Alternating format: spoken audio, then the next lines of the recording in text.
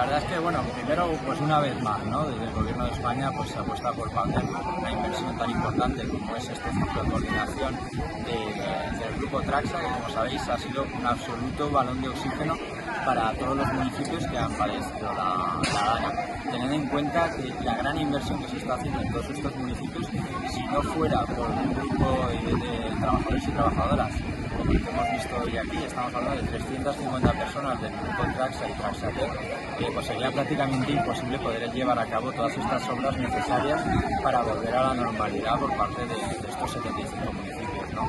Entonces, pues bueno, desde luego nosotros muy contentos que se vuelva a elegir a Paterna, y además teniendo en cuenta que este es un centro regional, no solo de la provincia de Valencia ni de la Comunidad Valenciana, sino que estamos hablando de Cataluña, de Aragón, de Islas Baleares, Comunidad Valenciana y también Murcia. Por lo tanto, yo creo que la apuesta del Gobierno de España por Paterna es clara. Vamos a seguir trabajando para que todo este tipo de inversiones pues recalen aquí en nuestra ciudad,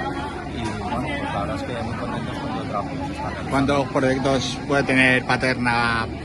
con Traxa? Sí, nosotros estamos, es verdad que hay algunos que estamos haciendo directamente desde el Ayuntamiento de Paterna, porque tenemos pues bueno, una oficina técnica potente, y además del resto de proyectos del día a día, como puede ser pues el plan Transforma de la Cañada, el plan Transforma que vamos a adjudicar ahora también de vía pública en todo lo que es la zona del casco y el resto de barrios,